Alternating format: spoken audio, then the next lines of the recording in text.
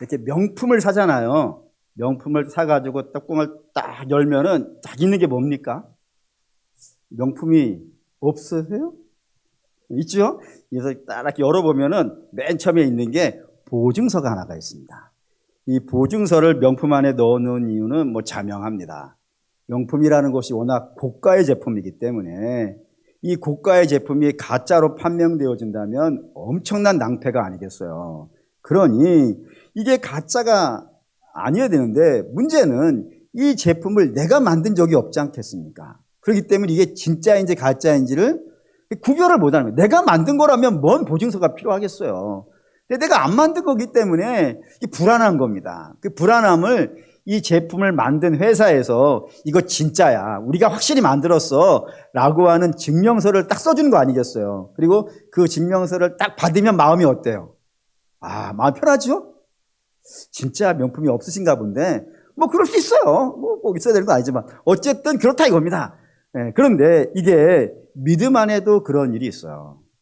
믿음 안에 명품이 있습니다.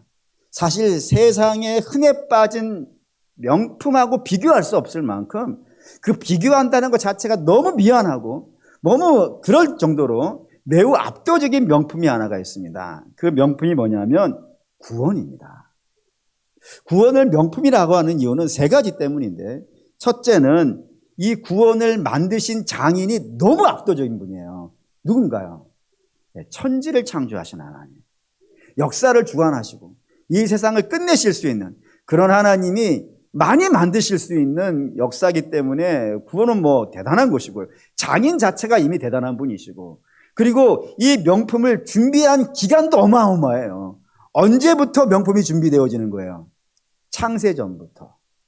창세전부터 준비되어졌으니까. 뭐 1, 20년 만든 것도 뭐 대단하다고 하는 판인데, 창세전부터 그 전능하신 하나님이 준비해 오시고 계획해 놓은 역사이니 얼마나 대단한 명품이겠어요. 그리고 세 번째는 이 명품을 완성하기 위하여서 하나님은 엄청난 투자를 하신 거라 이겁니다. 그 투자의 내용이 뭐였냐면은 독생하신 아들이에요.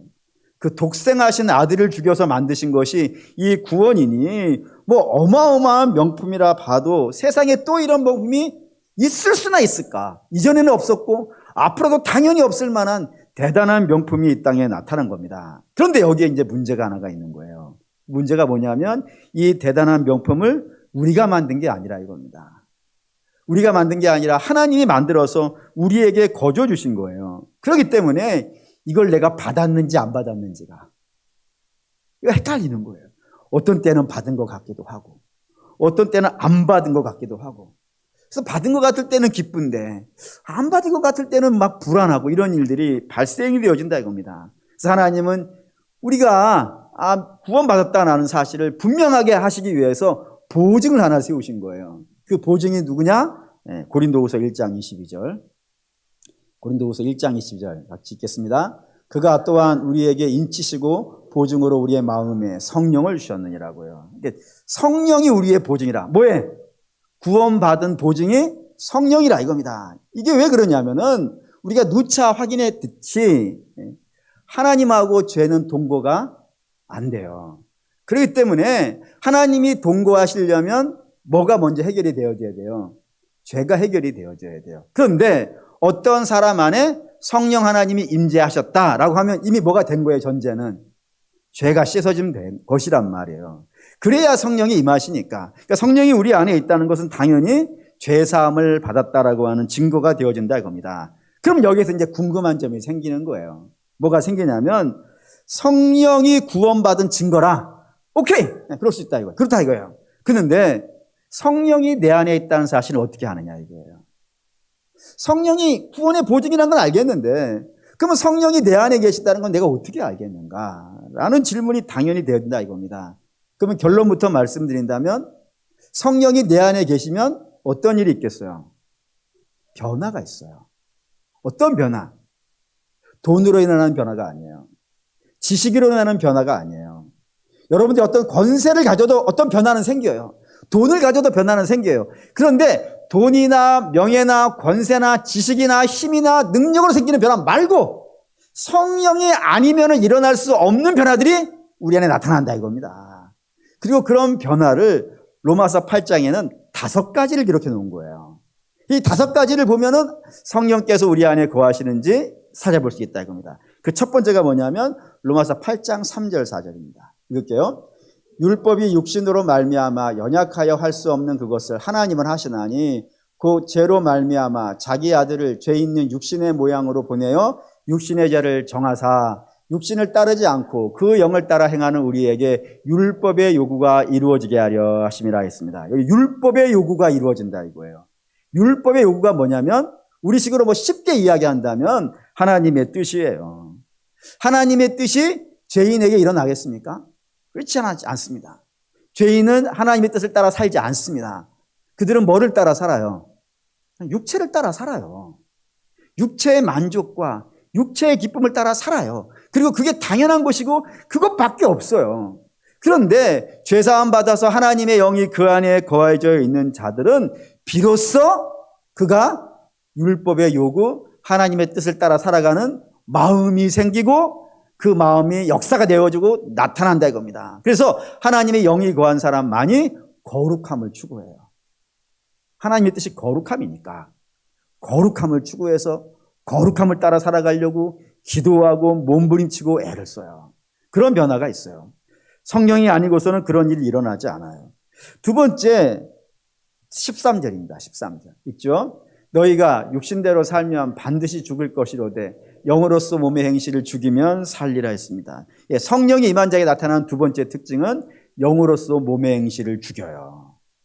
그래서 갈라디아서는 이렇게 되어 있다고 했습니다. 정욕과 탐심을 십자가에 못 박는다고요. 세상 사람들은 그러지 않아요. 불신자들은 정욕과 탐심을 십자가에 못 박지 않아요. 저들은 오히려 정욕과 탐심대로 살아요. 그러니 그들에게는 성령의 열매가 없어요. 하지만 하나님의 구원받은 자들은 정욕과 탐심을 자꾸 십자가에 못 박아요. 그리고 주께서 주시는 거룩한 열매들이 그의 삶에 나타나는 역사들이 있어요. 이거는 돈으로 되는 게 아니에요. 힘으로 되는 것도 아니에요. 주의 역사로 나타나는 일이라 이겁니다. 이런 일이 있어요. 그걸 지난주까지 했습니다. 오늘은 세 번째인데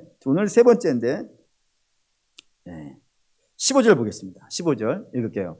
너희는 다시 무서워하는 종의 영을 받지 아니하고 양자의 영을 받았으므로 우리가 아빠 아버지라 부르짖느니라 했습니다. 여기 종의 영이라는 것은 율법이에요. 그리고 양자의 영이라고 하는 것은 은혜예요. 그래서 율법은 우리에게 어떤 모습으로 등장하냐면 무서운 모습으로 등장해요.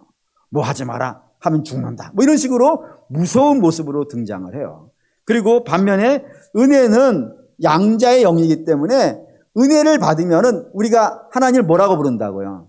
아빠 아버지라고 부른다고요. 아빠 아버지로 불렀을 때요, 말할 수 없이 놀라운 감격과 감동이 생기죠. 이런 일이 생긴다 이겁니다. 그렇기 때문에 자칫 이렇게 읽으면은 우리가 종의 영을 받지 않았고 양자의 영을 받았으니 종의 영, 율법하고 나하고는 아무런 상관이 없다. 이렇게 읽어버리기가 쉽다 이겁니다. 그런데 그러면 안 된다 이거예요.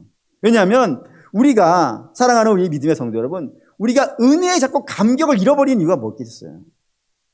우리가 하나님의 십자가의 은혜에 막 감격하고 그 십자가를 보면서 즐거워하고 십자가를 보면서 노래 부르는 그런 이유가 여러분 뭡니까?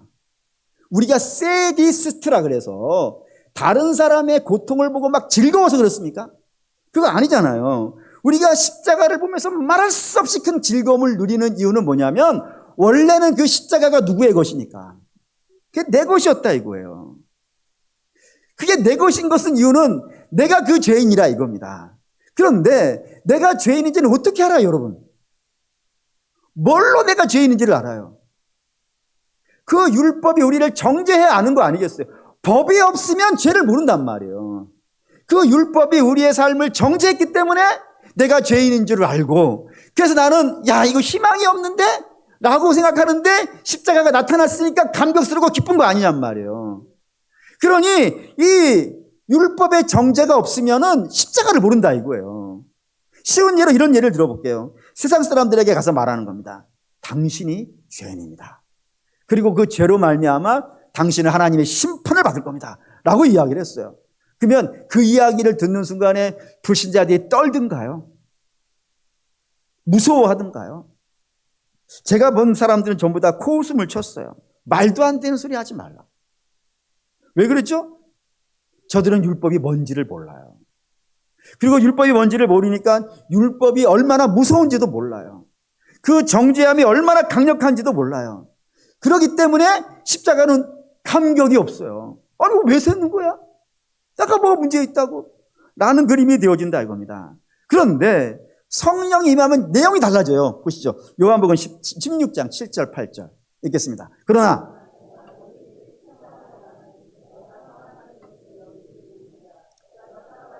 아니하면 보혜사가 너희에게로 오시지 아니할 것이요 가면 내가 그를 너희에게 보내리니 그가 와서 죄에 대하여 의에 대하여 심판에 대하여 세상을 책망하시리라 했다 이겁니다. 그러니까 성령이 임하시는 거예요. 성령이 임하셔가지고 뭐 하시냐면은 죄를 심판한다 이거예요. 그러니까 성령이 하시는 거예요. 죄를 선포하고 그 죄 앞에 굴복시키는 것은 사람이 뭔다고 몰리지 않아요, 여러분. 사람이 여러분들에게 막 죄를 몰아낸다고 해가지고 그 죄에 대해서 떨지 않아요. 근데 죄에 대해서 떠는 것은 성령이 몰아제낀 거란 말이에요. 성령이 몰아제껴가지고 그 앞에 서게 한단 말입니다. 그렇기 때문에 그 성령을 받은 자들은 죄가 선포되어지면 당연히 세 가지 반응이 나와요. 코웃음이 아니고 세 가지 반응이 나와요. 그 첫 번째 반응이 뭐냐면 절망감이에요. 절망감. 성령 받기 전에는 나는 어떤 사람으로 보여요? 괜찮은 사람으로 보여요. 뭐를 보고 내가 괜찮은 사람인지 인지하나요? 대체로 이런 거예요. 내 신분, 내가 사회적으로 가지고 있는 지위, 명예, 재산, 자동차, 입은 옷, 입는 음식, 내가 어느 학교에서 배웠고 어느 직장을 다녔고 내가 도덕적으로 어느 정도 수준에 있는 사람이냐 이런 거를 가지고 자기를 괜찮은 사람이라고 여겨요. 그리고 세상의 모든 문제는 다 누구 때문인 거예요? 나는 괜찮은 사람이니까 저 사람 때문인 거예요. 저 제도 때문인 거예요. 이런 생각을 갖고 살아요. 그런데 성령이 임하고 나면은 비로소 그런 사람이 자기를 직면하게 되는 거예요. 그 재산 뒤에 넘어져 있는 나의 모습, 나의 지식과 학책 뒤에 있는 나의 모습. 여러분 아시잖아요. 똑똑한 사람이 죄 안 짓던가요? 아니, 궁금하시면 한 뉴스 오늘 저녁만 보셔도 그 잘나고 대단한 사람들이 어마어마한 죄인이라는 거 다 드러나는 거예요. 세상의 법으로도 드러나요. 하물며 하나님의 빛이 그에게 비춰지면요, 성령이 비춰지면요, 그 죄가 안 드러날 것 같습니까? 마치 이런 거예요. 우리가 죄 없다라고 말하는 것은 우리가 어둠 속에 있어서 그래요. 어둠 속에 있는 사람은 자기 얼굴에 뭐가 묻어져 있는지 몰라요. 내가 어떤 옷을 입고 있고 어떠한 양말을 짝재기로 신고 왔는지도 몰라요. 하지만 빛이 비춰지면요, 비로소 나의 진정한 모습이 드러나듯이 성령의 빛이 비춰지는 거예요. 사람의 빛이 비춰지는 게 아니고 전능하시고 완전하신 하나님의 빛이 비춰진다고요. 그 앞에 어떠한 이가 나가 죄 없다라고 말할 수 있겠어요. 그렇기 때문에 자기의 죄를 직면하게 돼요. 성령이 임할 때. 그리고 그 죄에 대해서 아닌 줄 알았는데 오히려 아니었다라고 생각하면 생각할수록 그 성령의 빛이 비춰졌을 때 절망감은요, 어마어마해요. 그건 절망감에 빠져요. 두 번째는 성령의 빛이 비춰지면 절망감으로 끝나는 것이 아니라 자기의 죄의 원인을 알게 되어져요. 예전에 내가 몰랐을 때에는 나는 괜찮은 사람이고 문제는 밖에 있었어요. 사단 때문에 이런 거야. 이거는 환경 때문에 그런 것이고, 이건 나의 가난 때문에 그런 것이고, 이거는 내가 어린 시절에 불우한 삶을 살아왔기 때문에 그런 것이고, 이거는 나의 부모 때문에 그런 것이고, 다 이런 식으로 나는 괜찮은데 다른 쪽에 문제를 찾아왔다고요. 근데 성령이 임하고 나면은 어떤 일이 벌어지냐면은 이 죄의 원인이 다른 데가 없는 건 아니지만 진짜 원인은 내 안에 선한 것이 없어서라는 걸 알아요.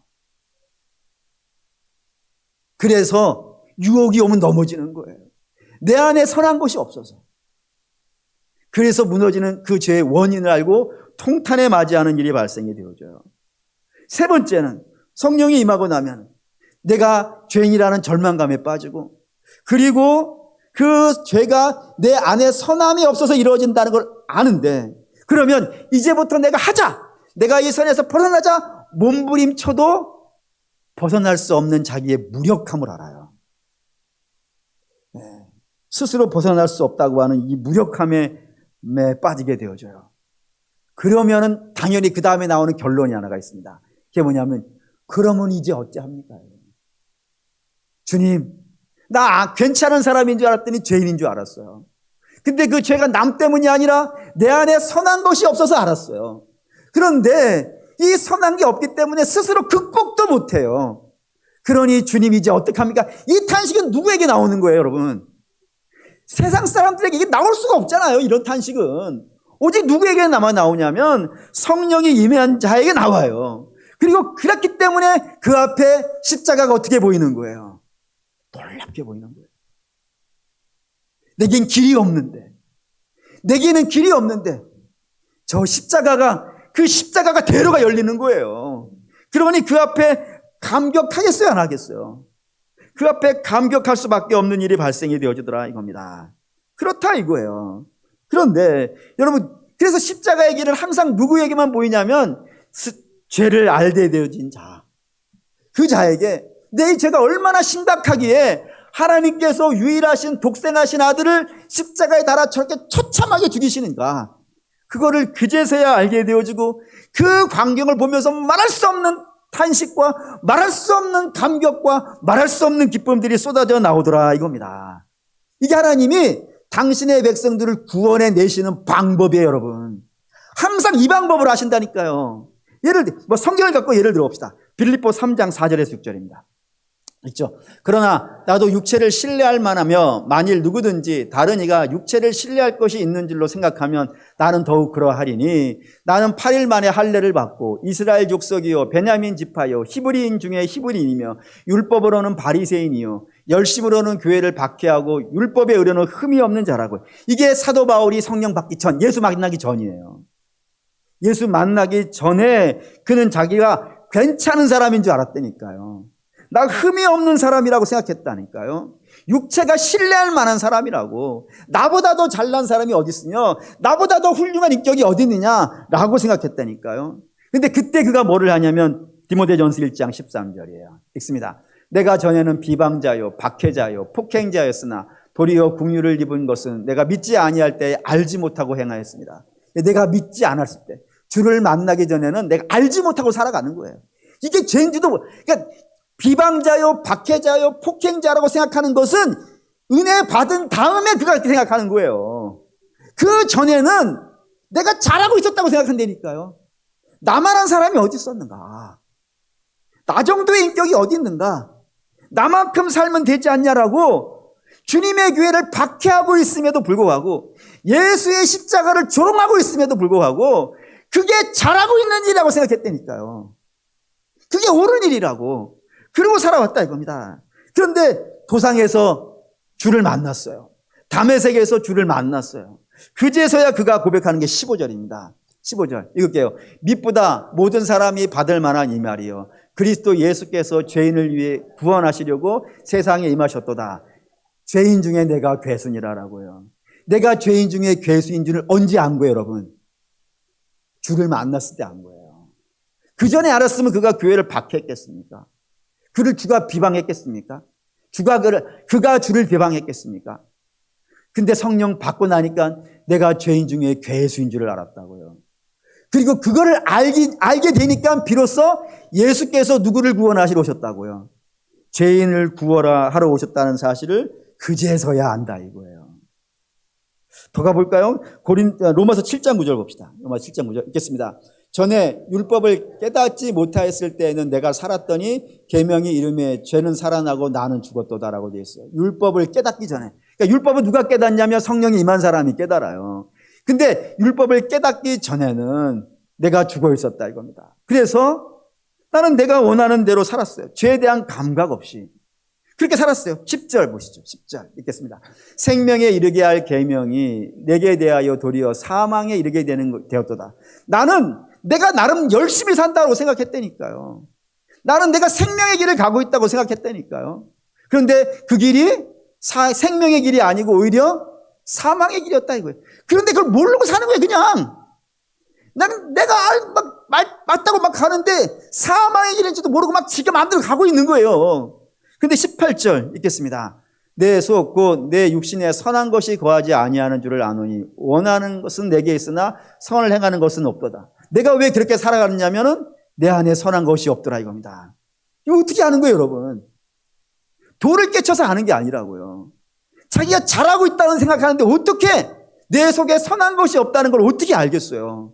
성령께서 그에게 임하셔서 그의 죄됨을 알게 하시니까 비로소 내 안에 선한 것이 없음을 알게 되었다 이겁니다. 그러자 24절 읽겠습니다. 오호라 나는 공고한 사람이로다. 이 사망의 몸에서 누가 나를 건져내라. 탄식 나오는 거예요. 이 탄식은 내가 지금 잘하고 있다는 사람에게서 나올 수가 없는 거 아니겠어요?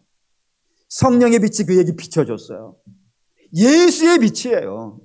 거룩하신 자예요. 그런 자의 빛이 그에게 비춰지니까 비로소 내 속에 선한 것이 없음을 알게 되었고, 그리고 내가 구원받을 길이 없다는 걸 봤고, 그자 나는 공고한 사람이라는 걸 알자 탄식과 절망을 하는 거예요. 그러자 25절 등장하는 겁니다. 읽겠습니다. 우리 주 예수 그리스도로 말미암아 하나님께 감사하리로다. 그런즉 내 자신이 마음으로는 하나님의 법을 육신으로는 죄의 법을 섬기노라 라고 하면서 그리스도가 등장하는 거라 이겁니다. 그러니까 내가 죄인인 줄을 모르면 누구를 모르는 거예요. 결국에는 구원기를 몰라요. 여러분, 십자가가 아무런 의미가 없어요. 그래서 십자가를 하나님께서 드러나시게 하기 위해서 성령이 임하시면 제일 먼저 뭐부터 한다고요? 죄부터 끄집어낸다 이거예요. 죄부터 끄집어낸다고요. 하나 더 봅시다. 세 가지는 항상 이야기해야 증거가 되어지니까. 이스라엘이라는 사람들이 있습니다. 그 사람들은 어려서부터 율법으로 살아왔어요. 그렇기 때문에 나귀는 율법을 지키는 자라고 생각했고, 우리는 전혀 문제가 없는 거라고 생각했어요. 문제는 항상 누구에게만 있냐면 열방에게 있어요. 저 악한 열방 때문에 우리가 근심하고 괴로워하는 백성들이라고 생각을 해요. 그래서 저들의 기도는 항상 이런 거였어요. 메시아가 오면이에요. 지금도 통곡의 벽, 예루살렘 통곡의 벽 사이에 가면은 이렇게 막 편지 꽂아 놓거든요. 그 내용이 다 그거예요. 메시아만 오면 우리가 구원받는다고. 그런 식으로 창세 때부터 기다려왔다 이거예요. 근데 그때 그런 그들에게 메시아가 온 겁니다. 메시아가 임하였어요. 기다리던 메시아가 왔어요. 근데 그 메시아를 영접하더라 안 하더라? 영접하지 않더라 이거예요. 영접하는 것은 고사하고 알아보지도 못했을 뿐만 아니라 그를 미워하여 쫓아내 죽여버렸다 이겁니다. 그리고 시간이 50일을 흘렀어요. 성령이 임하였어요. 베드로가 성령을 받았어요. 그리고 예루살렘 시장에 나와가지고 선포했어요. 그 선포한 내용이 사도행전 2장에 쭉 나오는데 요약하면 이런 내용입니다. 성부 하나님께서 우리를 불쌍히 여기셔서 메시아를 구원자로 보내주셨다. 그 곧 나사렛 예수니라. 그런데 너희가 그 나사렛 예수를 알아보지 못하고 법 없는 자, 이방인이죠. 그 이방인의 손을 빌려서 그 메시아를 죽였다. 그런데 하나님께서는 그 메시아 예수를 무덤 속에서 썩어가지 않게 하시고 그를 살려내셨다. 다윗이 예언한 것대로 하나님이 살려내셔서 모든 민족에게, 모든 당신의 백성들에게 구주로 삼으셨다라고 선포한 거예요. 그렇게 베드로가, 성령 받은 베드로가 성령에 의지하여서 죄를 선포해버린 거예요. 너희가 메시아를 죽였다라고요. 그제서야 이들이 반응해요. 사도행전 2장 37절 읽겠습니다. 그들이 이 말을 듣고 마음에 찔려 베드로와 다른 사도들에게 물어 이르되 형제들아 우리가 어찌할꼬 하거늘 하고요. 우리가 메시아를 기다린다고 생각했는데 오신 메시아를 알아보지도 못하고 죽여버렸다니까요. 그럼 이제 저들은 구원의 길이 있는 거예요, 없는 거예요? 없는 거예요. 아니, 구원하러 오신 메시아를 죽여버렸으니 이제 거기에 무슨 희망이 있겠어요? 남은 게 있다면 뭐만 남은 거예요? 하나님이 보낸 메시아를 죽여버렸으니 이제 심판만 남은 건 아니겠어요? 그러니 탄식하는 거예요. 이제 우리 어떡합니까? 라고 탄식하고 있을 때 사도행전 2장 38절에서 40절 등장합니다. 베드로가 이르되 너희가 회개하여 각각 예수 그리스도의 이름으로 세례를 받고 죄사함을 받으라. 그리하면 성령의 선물을 받으리니 이 약속은 너희와 너희 자녀와 모든 먼 데 사람 곧 주 우리 하나님이 얼마든지 부르시는 자들에게 하신 것이니라 라고요. 이게 드디어 어찌합니까? 라는 탄식에 죄가 선포되어지고 그 죄에 대해서 어찌합니까? 라고 하는 탄식이 나오자 뭐가 선포되는 거예요? 예수가 선포되는 거예요. 그 십자가가 보이는 거예요. 감격하게 되어진 역사가 있더라 이겁니다. 그리고 그 예수를 믿고 회개하고 예수를 믿고 세례를 받으니 저들 위에도 성령이 임하였고 교회가 커져갔다라는 게 그 다음에 나오는 이야기라 이겁니다. 여러분, 하나님이 구원해 가시는 방법이 그대로 보이지 않습니까? 하나님이 사람을 구원하실 때는 항상 이런 방식이에요. 먼저 죄를 선포하시고 그 죄에 대해서요 애통하는 거예요. 그래서 팔복 어떻게 나간지 아시겠죠? 팔복 맨 처음이 뭐예요? 마음이 가난한 자예요. 마음이 가난한 게 뭐예요, 여러분? 집이 가난한 건 알겠는데 마음이 가난한 건 뭐예요? 내가 죄인인지를 아는 거예요. 그리고 네 번째 복이 뭐예요? 애통하는 자예요. 뭘 갖고 애통하는 거예요? 내 죄됨을 보고 애통하고 그걸 복이라 그런단 말이에요. 내가 죄인인 줄 아는 게 복이라고. 왜? 성령이 임해야 아니까. 그리고 그 죄에 대해서 애통하는 것, 그게 왜 애통이 돼요? 성령이 임해야 애통하니까. 그러니까 여러분, 그걸 복이라 그런다고요, 성경은. 그런 식으로 하나님이 구원해 가시는 거라 이겁니다. 이건 성령이 아니면 일어나지 않는 일이에요. 죄를 알고 그 죄에 대해서 애통해야 하고 주님 어찌합니까? 성령이 아니면 일어나지 않는 일이고 하나님은 그런 방식으로 당신의 백성들을 구원해 가신다 이거예요. 근데 사랑하는 여러분, 왜 이 시대에 신앙의 감격이 점점점 사라지고 있을까요? 주가 우리에게 약속하신 것은 죄에서 구원받는 것인데 여러분, 우리가 주님께 기대하고 있는 것은 뭔가요? 죄에서 구원받는 것인가요? 아니면 이 땅에 잠시 누리는 나의 만족과 나의 유익이 이루어지는 것에 우리의 신앙의 소망을 두고 있는 것인가요? 이게 굉장히 심각한 문제가 되어졌단 말입니다. 여러분, 분명히 기억하셔야 되는 것은 하나님은 우리를 부자 만들어 주시겠다고 약속하신 적이 없습니다. 하나님은 우리의 자녀를 좋은 대학에 넣어주신다고 약속하신 적도 없습니다. 물론 하실 수 없어서 약속 안 하신 건 아닙니다. 그게 우리의 신앙의 목표가 되어서는 안 되기 때문에 그걸 약속해 주시지 않는 거예요. 우리의 신앙의 목표는 언제나 변함없습니다. 죄에서 건짐받는 거예요. 죄에서 건짐받는 것인데. 그래서 그 죄를 바라봐야 되는데 그 죄를 바라보지 않으니까 우리는 십자가가 얼마나 감격스러운 건지 모르게 되어졌어요. 그 대신 항상 하나님을 어떻게 대하냐면 하나님 무슨 채모자 같이 대하는 상황이 되어버렸어요. 어떻게? 주님, 내가 교회에서 이렇게 열심히 예배드리고 이렇게 헌금 많이 하고 이렇게 봉사 많이 하는데 그거 하나 안 들어주십니까? 그 내 소원 하나 안 들어주십니까? 하나님 그럴 수 있습니까? 라고 한 그런 상황 속에서 여러분 어떻게 신앙의 감격이 등장하겠어요? 불평과 원망과 짜증과 이런 것만 생기지 아니하겠습니까? 여러분 찬송가 305장 아시죠? 찬송가 305장 어메이징 그레이스, 상상을 할 수 없는 만한 은혜라고 번역할 수 있는 감격스러운 찬양이에요. 여러분 이 찬양을 불려주기 위해서는 반드시 두 가지가 있어야 된다고 되어 있습니다. 그 첫 번째가 뭘까요? 나 같은 죄인이에요. 이거를 모르는데 어떻게 이 노래를 불러요? 내가 얼마나 심각한 죄인인지를 모르는데 어떻게 이걸 부르겠어요? 두 번째는 뭐예요? 나 같은 죄인을 위하여 하나님이 죽으셔서 용서하신다는 이걸 모르는데 이게 두 가지가 붙어 있는 거 아니에요. 나 같은 죄인이라는 것이 인지되어지고 그 죄인을 위해서 내가 죽어야 되는데 하나님이 죽으셨다는 이 두 가지가 딱 겹쳐진 것이 어메이징 그레이스 아니란 말이에요. 그런데 이거를 우리가 자꾸 잊어버린다 이겁니다.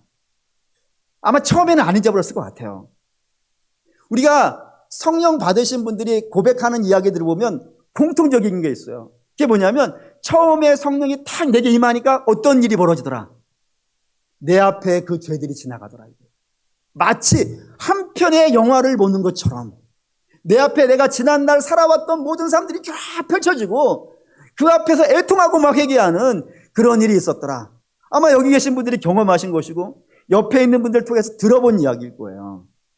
근데 어느 순간에 됐더니 그거 다 잊어버리고 이미 나는 괜찮은 사람이 되어졌어요. 근데 여러분 우리는 기억하셔야 되는 게 죄의 가리움을 받은 자들이지 죄가 완전히 사라져서 완벽한 사람들이 아니에요. 그래서 우리는 죄의 가리움을 항상 어디에서만 받는 거예요? 예수 안에서만 받아요. 그 십자가 밑에서 흐르는 보혈 안에서 그 보혈이 우리의 죄를 가려놓은 상태이지, 죄의 완성은 우리 주님이 오셔가지고 심판하신 다음에 완성된다고 되어 있단 말이에요. 그래서 우리는 여전히 뭐가 필요한 거예요?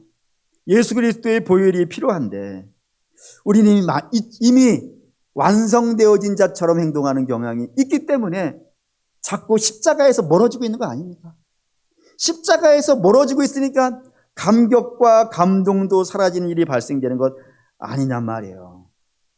그 우리가 길을 잃었다면 다시 어디서부터 시작돼야 되겠습니까? 주여 성령이 내게 임하시사 내가 이렇게 꼭꼭꼭 감춰놓은 죄들이 주 앞에 좀 다 드러나게 해 주시옵소서.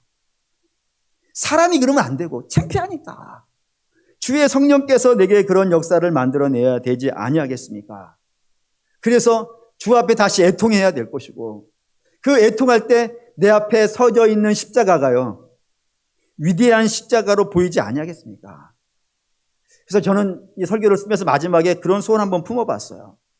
주님, 찬송가 305장을 저와 우리 성도들이 인생을 살면서 단 한 번이라도 그 가사가 가지고 있는 그대로 존 뉴턴이라고 하는 노예 상인이 회개하면서 부른 그런 노래다라고 하는 전설 속에 나오는 이야기로만 아닌 것이 아니라 진짜 이 노래가 우리의 노래가 되어줬으면 참 좋겠습니다. 정말 죄의 심각함을 알아서 나는 멸망받을 자임에 틀림이 없는데 우리 주님께서 나 같은 사람을 살리시기 위하여 당신의 독생하신 아들을 죽여버리셨다.